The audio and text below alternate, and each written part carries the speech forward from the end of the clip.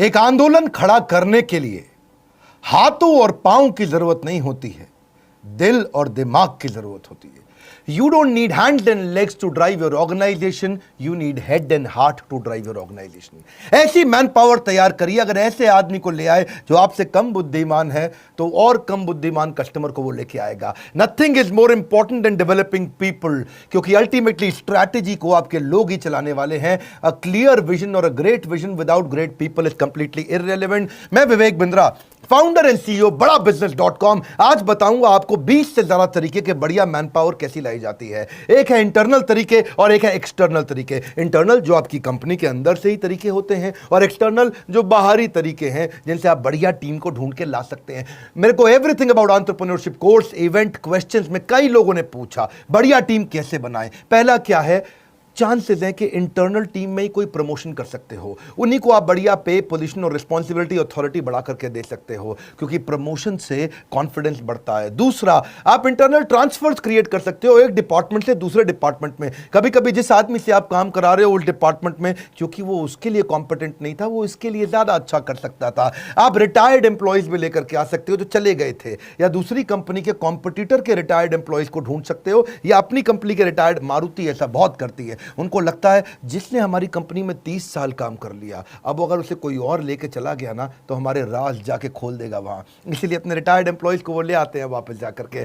C, you need to have collaborative hiring process. Steve Jobs कहते थे collaborative मतलब मिली जुली अंदर पूरी टीम के साथ में। एक और तरीका क्या है, अपग्रेड कर दें, कुछ लोगों को अपग्रेड कर दें, उसकी डेजिग्नेशन ना बढ़ाएं लेकिन उसकी रिस्पॉन्सिबिलिटी बढ़ा दें और उसका थोड़ा तनख्वाह भी बढ़ा दें, अथॉरिटी बढ़ाए बिना। देखिए, recruitment should be viewed as the most important, as important as sales, highly critical। आपके लिए सेल्स इंपॉर्टेंट है, उतना ही इंपॉर्टेंट है बढ़िया मैन पावर लेकर के आना। जितना पैसा इंपॉर्टेंट है उतना ही मैन पावर, क्योंकि acquiring the right talent is the most important key for growth. Hiring was, hiring is and hiring will be the most important part. मेरी अपनी ऑर्गेनाइजेशन में अच्छी लीडरशिप बनाने के लिए मैंने बहुत काम किया है। आज मैं अपने ऑफिस नहीं जाता, इसलिए नहीं कि कोरोना क्राइसिस है या लॉकडाउन है। पिछले 1 साल से मैं मुश्किल से अपने ऑफिस 6 बार गया हूंगा, क्योंकि बढ़िया टीम तैयार करी है। और मेरा 5वां पॉइंट है, train your man power. Training पे एक थोड़ा किस्सा सुनाता हूं गौतम भाई अडानी का। गौतम भाई अडानी गुजराती सब जानते हैं। एक बार उसकी कंपनी में हेजिंग की गलती हो जाने के कारण टाइमली ना करने से 50 करोड़ का नुकसान कर दिया एक सीनियर एम्प्लॉय ने। सीईओ बहुत नाराज हो गया था, इसने 50 करोड़ का नुकसान कर दिया। वो उसको निकालने की तैयारी कर चुका था।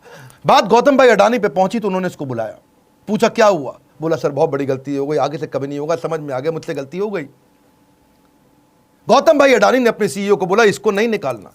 सीईओ हैरान, सर 50 करोड़ का नुकसान किया इसने, कैसे नहीं निकालना। अडानी बोले अब तुम इसको निकालोगे, कहीं ना कहीं तो ये ज्वाइन करेगा। गलती इसको समझ में आ गई, ये सीख चुका है, मेरी गलती का फायदा कोई और कैसे उठा ले। It was not a business loss, it was his training cost. Gautam भाई अडानी का वो डिसीजन, उस एम्प्लॉय को ना निकालना, व्यापार जगत में बहुत अप्रिशिएट किया गया कि एम्प्लॉय अपनी गलतियों से भी ट्रेन होता है, सीखता है और आगे और एसेट बिल्ड करता है। और ऐसे ही एम्प्लॉयज आगे चल के आपके लिए और एम्प्लॉयज लेके आते हैं, जो है मेरा 6ठा पॉइंट, एम्प्लॉय रेफरल। मेरी वीडियो टीम के अंदर, एनिमेशन की टीम के अंदर, पोस्ट प्रोडक्शन की टीम के अंदर ज्यादातर सारे एम्प्लॉय रेफरल से आए हैं। किसी ने किसी का रेफरेंस दिया और वो आया, किसी ने किसी का अंदर के ही लोगों ने रेफरेंस दे दे करके बाहर के लोगों को हायर किया। ये मेरे पीछे कैमरामैन दीपक आज मुझको बताया कि हमारे पुराने एडिटर विशाल विष्णु के रेफरेंस से आया था। हमारे यहां टीम भी ऐसी, क्योंकि happy employees will bring more employees. 7वां तरीका, इंटरनल एडवर्टीजमेंट। अगर आपकी कंपनी बड़ी है और आपने एडवर्टीजमेंट निकाल दिया तो किसी डिपार्टमेंट से कोई डिपार्टमेंट में वो लोग ज्वाइन कर जाते हैं। ये मैंने मारुति से सीखा था। वो लोग इंटरनल प्रमोशन के, इंटरनल एडवर्टीजमेंट के तरीके निकालते थे, हमने भी ऐसा किया। हमारे सेल्स में एक लड़का हुआ करता था राहुल, वो ठीक ठाक काम करता था, लेकिन जिस दिन इवेंट्स, जो हमारे फिजिकल इवेंट्स होते हैं, उसकी एड निकली तो उसने सेल्स से निकल करके यहां अप्लाई किया जॉब इंटर डिपार्टमेंट, और वैसे ही इंटरव्यू हुआ जैसे फ्रेश हायरिंग का इंटरव्यू होता है, उसको सिलेक्ट कर लिया गया। जब से वो इवेंट्स में आया बहुत अच्छा काम करने लगा। Smartest business decisions you can make is to hire qualified people. बढ़िया आदमी को लेके आना आपके बिजनेस का सबसे अच्छा डिसीजन होता है। याद रखिए, सस्ता आदमी बाद में ज्यादा महंगा पड़ता है, वो कॉस्टली पड़ता है, डिसरप्टिव पड़ता है और टाइम बहुत वेस्ट कर जाता है। इसीलिए ये सबसे महंगी गलती होती है, गलत आदमी को लाना। रिक्रूटमेंट मुश्किल है, मैं मानता हूं, ये इतनी मुश्किल है कि जैसे खेत के अंदर सुई ढूंढना। खेत में सुई कैसे ढूंढोगे, क्योंकि ये है इतना इंपॉर्टेंट काम। प्रीवियस एप्लीकेंट पे भी फोकस करो। कई बार पहले इंटरव्यू देके लोग जा चुके थे और उनका रिज्यूमे अभी तक पड़ा हुआ है, आपने जवाब नहीं लिया या उस समय डिसीजन नहीं लिया, उस समय वो आदमी काम नहीं आता। तो पुराने लोगों पे ध्यान दें। और अगर आपकी बड़ी ऑर्गेनाइजेशन है और आपकी ऑर्गेनाइजेशन में किसी एम्प्लॉय का देहांत हो गया है तो उसकी पत्नी, उसका बच्चा या उसके पिता को भी आप नौकरी का अवसर दे सकते हो, क्योंकि आप जब फाइनेंशियली इन्वेस्ट करते हो ना लोगों के अंदर, तो वो आपकी कंपनी में इमोशनल इन्वेस्टमेंट करना शुरू कर देते हैं, याद रखिएगा। एंड ऑल्सो ये भी है कि किसी गलत आदमी को, don't hire people who are coming for salary, hire people who are coming for the love of the job. ऐसे लोग जो काम को प्रेम करते हो। फिर आप कुछ ट्रेनीज भी लेके आ सकते हो, मैनेजमेंट ट्रेनी, उनको ही एब्जॉर्ब कर लो, क्योंकि मैनेजमेंट ट्रेनी भी क्या है, अगर आपने the competition to hire will going to increase. आने वाले समय में कंपनीज एक्स्ट्रा फैसिलिटी देंगी अच्छे लोगों को हायर करने के लिए। आपको क्या समझना है, अगर आपको अच्छा आदमी मिल जाता है तो उसको ले लो, उसके लिए जगह बन जाएगी। बढ़िया मैन पावर जो बहुत इंटेलिजेंट इंटेलेक्चुअल है उसको ले लो। See the way you treat your employees is the way they will treat your customers. क्योंकि अगर आपने ऐसा आदमी ले लिया जिसको बहुत माइक्रो मैनेज करना पड़ रहा है, बहुत टाइटली मैनेज करना पड़ रहा है, बार बार उसको कहना पड़ रहा है ठीक से करे, ठीक से करे, ठीक से कर, इसका मतलब आपने हायरिंग के समय में गलती कर दी थी। एनीवेज ये इंटरनल तरीके थे। अब एक्सटर्नल तरीके क्या है, बाहर से कैसे लाएं? सबसे आसान तरीका मैनेजमेंट कंसल्टेंट या एम्प्लॉयमेंट एजेंसी से बात कर लो। वो लोग आपसे क्या है 8% लेते हैं उसकी तनख्वाह का, 12% भी लेते हैं और कहीं 15% भी लेते हैं, डिपेंडिंग ऑन आपको कैसा एजेंसी मिलता है और कितनी मुश्किल मैन पावर ढूंढनी पड़ जाती है। या पब्लिक एडवर्टीजमेंट जिसके बारे में जानते हैं, इसकी कहीं लोकल एरिया के अंदर सस्ती एडवर्टीजमेंट भी होती है जहां से काम चल जाता है। शुरू में जब मैंने अपना काम शुरू किया था तो भी पब्लिक एडवर्टीजमेंट के थ्रू ही मैं लोग लेके आता, अखबार में छोटी ऐड डालती थी, दिन भर में 100 लोग इंटरव्यू देने आ जाते थे, काम के लोग मिल जाते थे। या फिर कैंपस इंटरव्यू करो, कॉलेजेस में जाओ, बी ग्रेड कॉलेज में जाओ,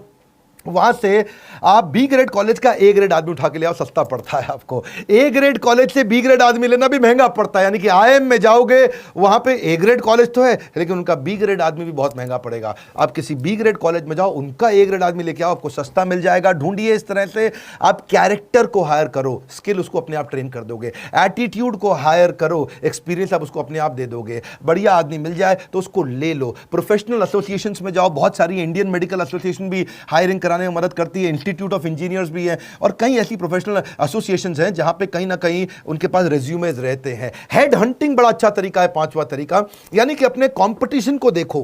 अगर कोई बड़ा कंपटीटर है आपका तो वहां की हेड हंटिंग करा लो, पोचिंग करा लो। आपको समझ में आया कि मुझे फलाना कंपनी फ्लिपकार्ट का प्रोडक्ट हेड चाहिए, तो आप अपने एचआर हेड को समझा दो कि ढूंढ ढांड के इसके रिज्यूमे लिंक्डइन से वहाँ पहुँच और केवल उसको फ़ोन कर, मुझको वही आदमी चाहिए। देखिए एक बात समझिए, बढ़िया तनख्वाह बढ़िया आदमी के लिए देनी पड़ जाती है आपको अगर आपको हेड हंटिंग करानी है। I don't pay good wages because I have lot of money. सुनिए मेरी बात को, मैं ज़्यादा तनख्वाह इसलिए नहीं देता क्योंकि मेरे पास पैसा ज़्यादा है, मेरे पास आज ज़्यादा पैसा इसलिए है क्योंकि मैंने ज़्यादा तनख्वाहें दी थी।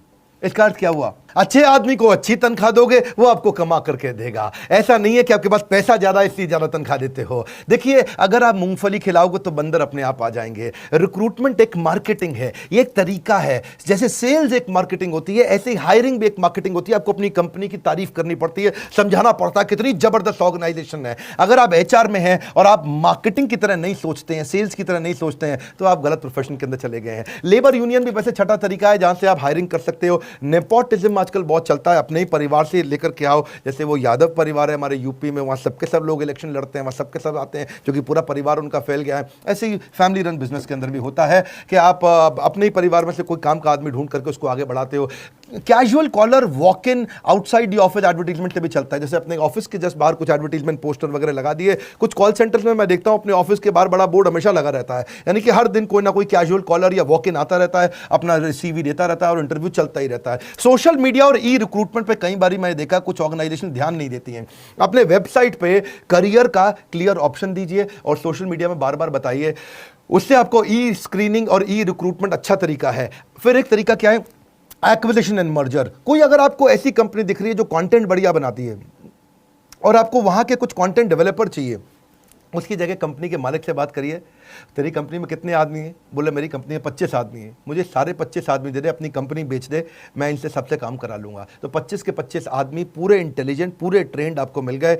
आपने उसकी एक मुश्त उसकी कंपनी के नाम पे ये पैसा दिया, रेडीमेड आपका काम हाई स्पीड पे चला गया। ये तब काम आता है जब बहुत बड़ी हायरिंग करनी हो, बड़ा नंबर चाहिए और आपको स्पीड और ग्रोथ के लिए पैसा हो लेकिन टाइम बिल्कुल ना हो। याद रखिए, great people are company's greatest asset. बढ़िया लोग लेकर के आइए। एम्प्लॉयमेंट एक्सचेंज भी पुराने तरीके हैं, अब चलता है नहीं चलता आपको चेक करना पड़ेगा। But when you are hiring, you are not just recruiting employees, you are sowing the seed of reputation. यही एम्प्लॉय आपकी ऑर्गेनाइजेशन की रेपुटेशन बनाती है। आप एक बीज बोने का प्रयास कर रहे हो। बहुत सारे ऐसे भी लोग हैं जो वेटिंग लिस्ट में आपके थे, पुराने थे पड़े हुए, पर आप भूल गए, आपने ध्यान नहीं दिया। अपने रेज्यूमेस की वेटिंग लिस्ट भी निकालो बाहर, हो सकता है उसमें भी कोई सिलेक्टेड कैंडिडेट आपको पसंद आएगा। मैंने इंटरनल की बात भी करी, एक्सटर्नल की बात भी करी। एक में 10 बताए, एक में 12 बताए। फायदे नुकसान समझ लीजिए। देखिए, इंटरनल मेथड में क्या है, आप अगर अपनी कंपनी के अंदर से लेते हो तो लोग बहुत मोटिवेटेड रहते हैं, उनकी लॉयल्टी और बढ़ जाती है। अरे लाला जी हम लोग को प्रमोट कर रहे हैं, ये नहीं कि बाहर से लेकर आ रहे। अच्छा लगता है उनको। ये थोड़ा क्विक भी है और कॉस्ट इफेक्टिव भी है, महंगा नहीं पड़ता है, सिंपल प्रोसेस है, रिलायबल है। लेकिन इंटरनल में नुकसान भी है छोटा सा, आप बढ़िया फ्रेश टैलेंट नहीं ला पाते। आपको कई बार फेवरेटिज्म देना पड़ता है।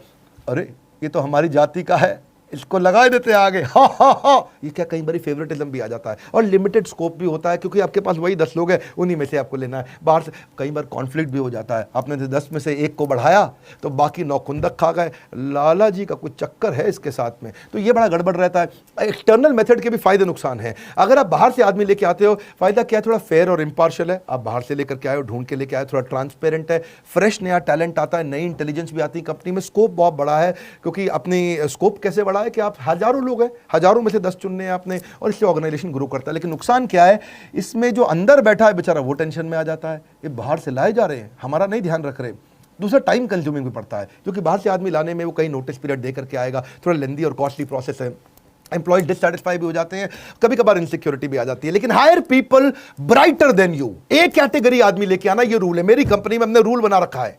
अपने एचआर को मैंने बोला हुआ है, आज मेरी फैमिली लगभग 1,500 से 2,000 एम्प्लॉइज और हमारे चैनल की हो गई है, और हेड ऑफिस के अंदर भी, दिल्ली के अंदर भी 400 आदमी बैठते हैं। रूल क्या है, एक कैटेगरी एम्प्लॉय चाहिए, एक कैटेगरी एम्प्लॉय चाहिए। दिमाग में घुसा दिया है। अपने से ज्यादा बुद्धिमान आदमी लेकर क्या, और उसके रास्ते से बाहर हो जाओ, उसके बाद वो काम करके दिखाएगा। Satisfied employees will get more customers will mean more profitability. वैसे मैंने आजकल यूट्यूब पे ही काफी बिजनेस कंटेंट फ्री में देना शुरू किया है, अच्छा लगता है तो मुझको जरूर बताइएगा। एवरीथिंग अबाउट एंटरप्रेन्योरशिप में हमने एचआर से संबंधित सारे टॉपिक्स कवर किए हैं। एम्प्लॉय को रिटेन कैसे किया जाता है, सक्सेशन प्लानिंग, अगला टीम कैसे डेवलप करें, इसको लीडरशिप इन पाइपलाइन बोलते हैं। हाई परफॉर्मेंस कल्चर कैसे आता है, रिक्रूटमेंट, हायर करने का प्रोसेस क्या है, मैनेजरियल एफिशिएंसी, कम आदमी से ज्यादा काम कैसे कराएं, कॉम्पेंसेशन एंड बेनिफिट, तनख्वाह के स्ट्रक्चर कैसे होते हैं, training and development, on boarding का प्रोसेस क्या रहेगा, रिवॉर्ड्स कैसे दिए जाते हैं, ईसॉप एम्प्लॉय को शेयर होल्डर अगर बनाना हो 1% 2% कैसे बनाते हैं, जॉब डिस्क्रिप्शन ईए का, पीए का, डिपार्टमेंट हेड्स का कैसे बनाते हैं, रिव्यू कैसे करें,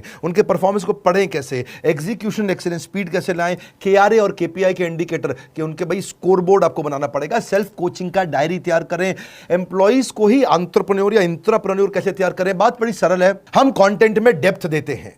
आज सारे एमबीए कॉलेजेस और यूनिवर्सिटीज अब हमारे साथ पार्टनर करने लगे हैं, क्योंकि वो जानते हैं मैनेजमेंट का प्रोग्राम आज बड़ा बिजनेस से पावरफुल कोई नहीं देता, कंज्यूमर रेलेवेंस पे फोकस करते हैं। हमारे साथ जुड़े रहने के लिए नीचे कमेंट बॉक्स में बताने के लिए कि बिजनेस का और कौन सा टॉपिक अटेंड करेंगे, सब्सक्राइब दुनिया भर में करने और करवाने के लिए, वर्ल्ड का नंबर 1 एंटरप्रेन्योरशिप यूट्यूब चैनल बनाने के लिए आपका हृदय की गहराइयों के साथ हाथ जोड़ के धन्यवाद।